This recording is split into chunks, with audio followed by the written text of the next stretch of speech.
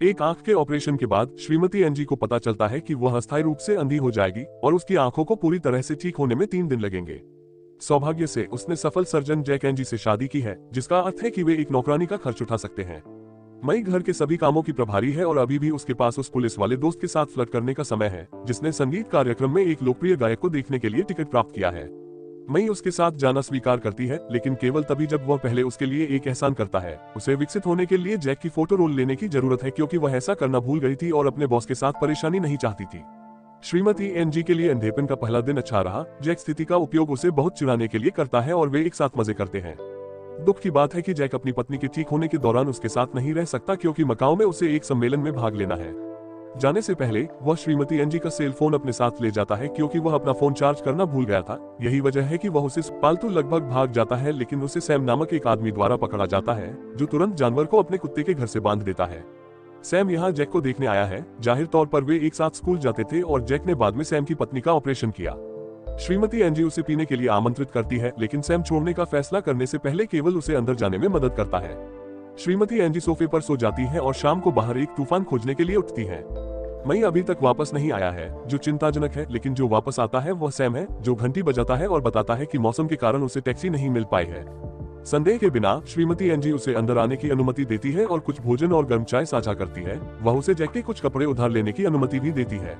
युगल के कमरे की एकांतता में एक राजा की तरह महसूस करते हुए रसदार केला खाते हुए जैक बिस्तर पर कूद जाता है। बात जब उसे पता चलता है कि वह क्या कर रहा है, तो वह जल्दी से माफी मांगता है और जाने का फैसला करता है, क्योंकि बारिश आखिरकार रुक गई है। जैसे ही वह अपनी सामान्य दिनचर्या में वापस जाने की कोशिश करती है, श्रीमती एनजी इस भावना को हिला नहीं पाती है कि कोई उसका पीछा कर रहा है। वह अभी के लिए इसे अनदेखा करने और स्नान करने का फैसला करती है, लेकिन उसकी भावना वास्तव में गलत नहीं थी। सैम वास्तव में घर में है और उसके साथ स्नान कर रहा है। वह इसे शांत रखता है और अपने हाथों को श्रीमती एनजी के चारों ओर घूमने देता है, बिना किसी तरह के साइको गेम में जो उसे खौफनाक नियंत्रण से संतुष्ट करता है। हालांकि वह आगे जाकर उस पर थोड़ा पानी थूकने से नहीं रोक सकता, जिससे श्रीमती एनजी घबरा गई। सैम भाग जाता है, लेकिन जब श्रीमती एनजी ध्यान से नीचे आती है कि क्या चल रहा है, सैम सड़कों से लौटने का नाटक करता। अगली सुबह श्रीमती एनजी उठती है और सैम को अपने बिस्तर के नीचे खाना खाते हुए पाती है। वह उसे नीचे ले जाता है जहां वह नाश्ता कर रहा है, लेकिन श्रीमती एनजी पहले पुलिस के पास जाए बिना खाना नहीं चाहती है। उसका मजाक उड़ाने के लिए सैम फोन पकड़ लेता है और पुलिस को बुलाने का नाटक करता है, लेकिन चूंकि उसने कल रात फोन की कोशिश की, श्रीमती एनजी जानती है कि यह काम नहीं कर रहा है और अंत में पता चलता है कि सैम हमेशा से ही बुरा आदमी रहा है। वह यह कहकर उसे छोड़ने की कोशिश करती है कि जैक जल्द ही वापस आ जाएगा, लेकिन सैम जानता है कि वह एक यात्रा पर है, क्योंकि वह 1 साल से इसकी योजना बना रहा है। उसने भी मई का अपहरण कर लिया है और उसे अपनी कार की डिक्की में रख लिया है। मिसेज एनजी घबरा जाती है और घर से निकलने की कोशिश करती है, लेकिन सभी निकासों को बंद पाती है, जबकि सैम एक गुस्से का आवेश करता है, क्योंकि चूहे ने उसे काट लिया है। तब सैम ने फैसला किया कि वह जैक की महंगी सिगरेट पिएगा, जबकि श्रीमती एनजी उसके द्वारा बनाई गई गंदगी को साफ करती है। जैसे जैसे वह इधर उधर होती है, सैम उसे कुछ घंटों बाद सैम दोपहर का भोजन बनाता है और श्रीमती एनजी को खाना बनाता है। भले ही वह भूखी ना हो, सैम के कुत्ते को पकाए जाने के बाद जल्दी से बीमार हो गया। अगर वह सब कुछ खत्म नहीं करती है तो सैम उसे जाने नहीं देगा, इसलिए श्रीमती एनजी को दिल खोलकर रोते हुए खाना जारी रखना चाहिए। बाद में जब सैम कुछ पारिवारिक टेप देख रहा होता है, श्रीमती एनजी बाथरूम में जाती है और उसने जो कुछ भी खाया है उसे फेंक देती है। फिर वह मदद के लिए चिल्लाने की कोशिश करती है, लेकिन चूंकि कोई भी उसे नहीं सुन सकता है, वह टूट जाती है, क्योंकि वह बाथरूम में वस्तुओं को नष्ट करना शुरू कर देती है। एक बार जब वह शांत हो जाती है, तो वह अपने कमरे में लौट आती है, जहां सैम उसके पास आता है जैसे कि यह सब सामान्य था और अपनी पत्नी के बारे में फिर से बात करना शुरू कर। सौभाग्य से श्रीमती एनजी तेजी से सोचती है और सैम के चले जाने के बाद अपनी ड्रेस को दरवाजे में अटक जाने देती है, जिससे वह इसे खोल सके। पहले उसे अपनी चाबियां मिलती हैं, लेकिन सैम ने उन सभी को तोड़ दिया। आगे उसे पता चलता है कि सेल फोन जैक सोफे पर गिर गया था, लेकिन उसकी बैटरी खत्म हो गई है। श्रीमती एनजी तब तक रोना शुरू कर देती है जब तक उन्हें अपने कमरे में चार्जर याद नहीं आता। इस प्रकार वह अपने हाथों में बैटरी लेकर सीढ़ियां चढ़ने लगती है। उसी क्षण सैम वापस आता है और घबराहट के कारण श्रीमती एनजी लड़खड़ा जाती है और गिर जाती है। अब कमरे तक पहुंचने का कोई समय नहीं है, इसलिए सैम को उसकी योजना के बारे में पता चलने से बचने के लिए वह इसे छिपाने के लिए जल्दी से अपने पैरों के बीच में बैटरी लगाती है। जब सैम उसे पाता है तो उसे कुछ भी संदेह नहीं होता है और वह उसे दवा लेने और आराम करने के लिए इसलिए सैम श्रीमती एनजी से वही बदला लेना चाहता है जो जैक ने अपनी पत्नी के साथ किया था। श्रीमती एनजी ने इस पर विश्वास करने से इनकार कर दिया, लेकिन सैम ने वादा किया कि जब जैक धूम्रपान करने के लिए बाहर जाने से पहले वापस आएगा तो उसे सच्चाई पता चल जाएगी। कुछ क्षण बाद एक चोर घर में घुस जाता है और श्रीमती एनजी को उसके कमरे में पाता है। वो एक छतरी से अपना बचाव करने की कोशिश करती है, लेकिन चोर आसानी से उस पर हावी हो जाता है और सैम के बारे में उसकी चेतावनियों को नजरअंदाज करते हुए उसे बिस्तर पर बांध देता है, क्योंकि उसे लगता है कि वह उसे डराने के लिए झूठ बोल रही है। फिर चोर कमरे में लौटने से पहले कुछ चीजें चुराने के लिए घर के चारों ओर जाता है। श्रीमती एनजी के साथ मस्ती करने का इरादा रखता है। खुद का बचाव करने के लिए वह उसे काटती है, जिससे चोर पीछे हट जाता है और सैम से टकरा जाता है, जो तुरंत चोर को पीटना शुरू कर देता है, जहां तक वह उसे सिगरेट से जलाता है और उसके निजी अंगों को दर्द से निचोड़ता है। इसके बाद सैम अपने मुंह में एक केला डालकर चोर को चुप करा देता है, ताकि वह घुसपैठिए के पैरों के बीच और नुकसान पहुंचाने के लिए कैंची की एक जोड़ी का उपयोग कर सके। चोर के जाने के बाद कोई घंटी बजाता है। यह जबरन अंदर घुसने के बाद अधिकारी ड्रिंक के लिए पूछता है, और जब सैम रसोई में होता है तो पुलिस वाले ऊपर की ओर जांच करने के लिए जाते हैं। जब वह मुख्य कमरे का दरवाजा खोलता है तो वह एक व्यक्ति को चादर के नीचे सोता हुआ पाता है, और उसी क्षण सैम उसे रोक देता है, पेड़ लाता है और उसे बताता है कि श्रीमती एनजी सो रही है, क्योंकि वह ठीक महसूस नहीं कर रही है, जबकि वास्तव में व्यक्ति चादर के नीचे सो रहा है। चादरें बेहोश चोर हैं। पुलिस वाले को एक शादी की तस्वीर भी मिलती है, लेकिन सैम ने अपने बटुए में रखी एक तस्वीर का उपयोग करके जैक के चेहरे को खुद से ढक लिया था। इस बीच श्रीमती एनजी उस कोठरी के दरवाजे को खोलने का प्रबंधन करती है जहां सैम ने उसे रखा था, लेकिन उसका मुंह, हाथ और पैर बंधे हुए हैं, इसलिए वह बहुत धीरे धीरे नीचे की ओर अपना रास्ता बना सकती है। जबकि सैम पुलिस वाले को दूर भेजता है, श्रीमती एनजी रसोई में जाती है और पिछले दरवाजे से घर से बाहर भागने से पहले रस्सियों को काटने के लिए एक उपकरण। एनजी घर वापस आ गया। इस बीच पुलिस वाले को याद है कि वह तस्वीरों को घर में छोड़ना भूल गया था, और जब वह उन्हें देखता है तो अंत में वह देखता है कि उसने जो आदमी देखा वह जैक नहीं था। अधिकारी अपनी बंदूक के साथ वापस भागता है, और जैसे ही वह चुपचाप घर की खोजबीन करता है, वह श्रीमती एनजी को बाथरूम में पाता है। वह उसे बाहर निकालने में मदद करने का वादा करता है, लेकिन अब जब वह विचलित हो गया है तो सैम पीछे से उसके पास आने का मौका लेता है और उसे मार डालता है। बाद में सैम श्रीमती एनजी को सोफे पर ले जाता है ताकि वह उसके साथ मस्ती कर सके, पुलिस की बंदूक को पास में गिरा दे। श्रीमती एनजी ने सैम को विचलित रखने के लिए इसमें शामिल होने का नाटक किया, जबकि वह अपनी बंदूक तक पहुंचने की कोशिश करती है, लेकिन अचानक जैक के घर लौटने पर उसकी योजना बाधित हो जाती है।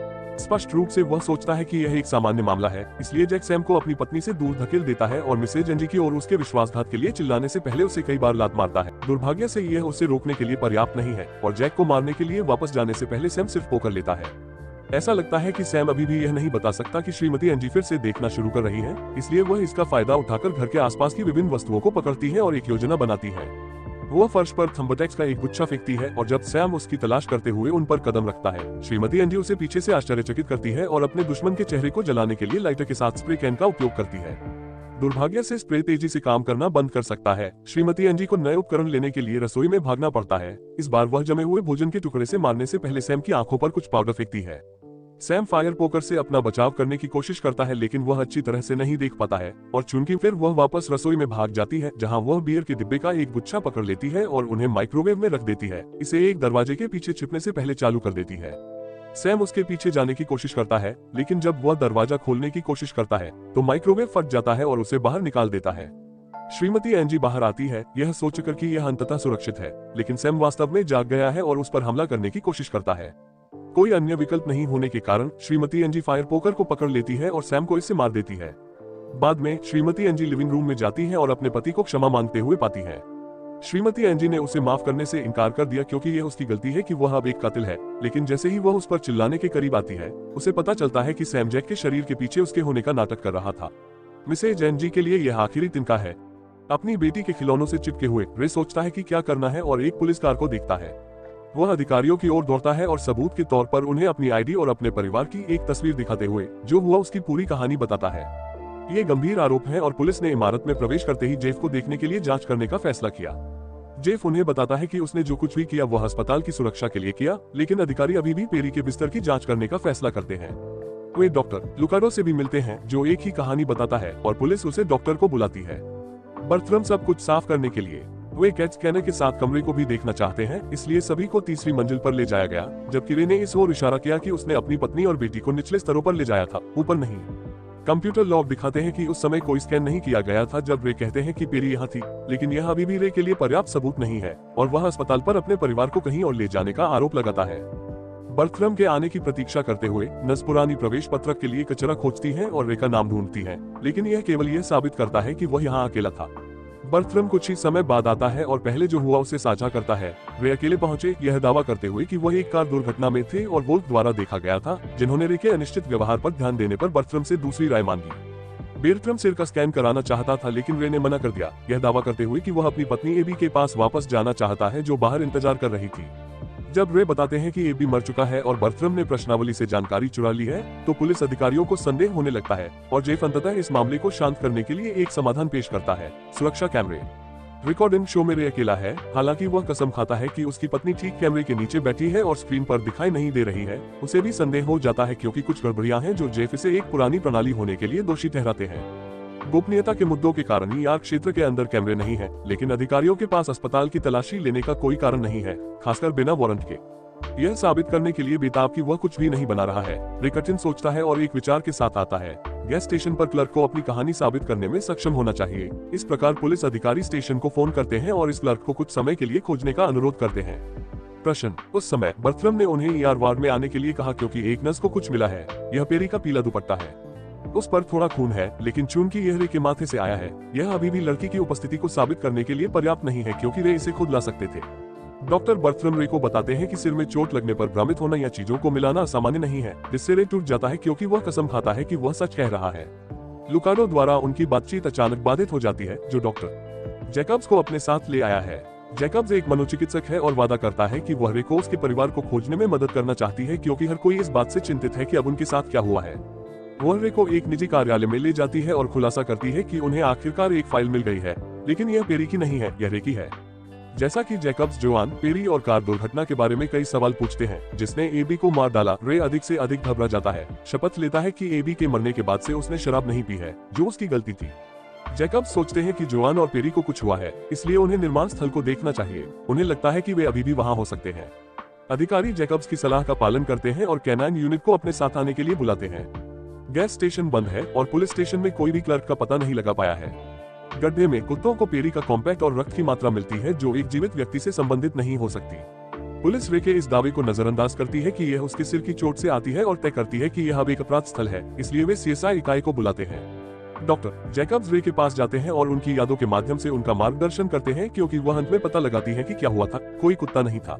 अपनी पत्नी के साथ बहस के दौरान रे ने अपना आपा खो दिया, एक चट्टान फेंकी जो गलती से पेरी से टकराए और उसे गिरा दिया, और जब जोआन ने उससे पूछा कि उसने क्या किया है तो रे ने उसे दूर धकेल दिया और उसे भी मार डाला।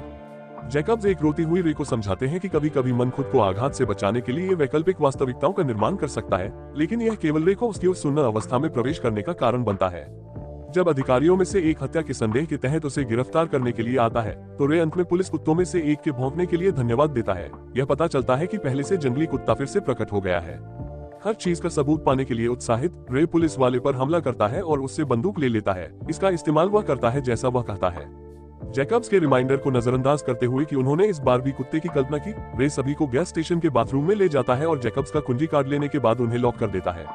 अपने ड्राइव पर एक पागल की तरह तेजी से वापस जाने के बाद रे जैकब्स की कार के लिए पिछले दरवाजे से अस्पताल में प्रवेश करता है और गलियारे के माध्यम से चलता है। जब भी वह किसी भी स्टाफ सदस्य को देखता है जो उसे पहचान सकता है, एक क्षण में वह गलती से प्रसूति वार्ड के सामने रुक जाता है और सभी बच्चों को देखकर उसे उस रात की याद आती है जब एबी की मृत्यु हो गई थी। यह पता चलता है कि वह उस समय गर्भवती थी, यह बताते हुए कि रे ने सपने में वे दोनों चले गए शब्द क्यों देखे थे। बाद में रे ने एक कार्यालय से एक डॉक्टर का सफेद कोट चुरा लिया जिससे वह अवांछित ध्यान आकर्षित किए बिना लिफ्ट में प्रवेश कर सके। निचले स्तरों के लिए एक कुंजी की आवश्यकता होती है जो उसके पास नहीं होती है, लेकिन रे के लिए सौभाग्य से जेफ भी लिफ्ट में प्रवेश करता है और उसके पास चाबियों का अपना सेट होता है। रे ने अपनी पैंट में छिपाई हुई पुलिस की बंदूक निकाली और जेफ को धमकी दी कि वह लिफ्ट को सक्रिय कर दे, लेकिन इससे जेफ रे पर कूद जाता है और लड़ाई शुरू कर देता है। बहुत संघर्ष करने के बाद रे जेफ को मारने में कामयाब हो जाता है और उससे चाबी ले लेता है, जो उसे अंततः अपने गंतव्य तक पहुंचने की अनुमति देता है। निचले स्तर पर रे को पेरी को उपहार में दी गई आलीशान वोल्ट कचरे के डिब्बे में मिलती है। वह डॉक्टरों को मानव अंगों को ले जाने वाले बक्सों के साथ जाते हुए भी देखता है और जब वह कमरों की जांच करता है तो उससे खाली शवों को खोजने की अपील की जाती है। पहले सुनी गई सभी बातचीत और बाहर देखी गई चीजों को याद करते हुए रे को पता चलता है कि एक ऑर्गन हार्वेस्टिंग रिंग चल रही है और उसके परिवार को बेचने के लिए एक उत्पाद के रूप में इस्तेमाल करने के लिए अपहरण कर लिया गया है। जब वह दालान से नीचे भागता है, रे दूसरे कमरे में प्रवेश करता है और यहाँ उसे अंत में पेरी मिलती है जो लुकाडो द्वारा संचालित होने वाली है। वे सभी को अपनी बंदूक से धमकाकर वापस ले जाते हैं और अपनी बेटी की जांच करते हैं, जो सौभाग्य से केवल सो रही है और अभी तक घायल नहीं हुई है। जोआन भी पास ही है, उसे रास्ते से हटाने के लिए बेहोश करने के बाद व्हीलचेयर में सो गई। जब रे अपने परिवार को दूर ले जाने की कोशिश करता है तो डॉक्टर और नर्स उसे रोकने के लिए उस पर कूद पड़ते हैं। इस प्रकार वह एक हताश कदम उठाता है और टैंक को स्लीपिंग गैस से मारता है, जिससे एक छोटा विस्फोट होता है और आग लग जाती है। रे को चक्कर आ रहे हैं लेकिन ठीक है, इसलिए वह पेरी को जोआन की बाहों में डाल देता है और उन्हें व्हीलचेयर में कमरे से बाहर ले जाता है। किसी को भी गोली मार देता है, जिसमें वो भी शामिल है।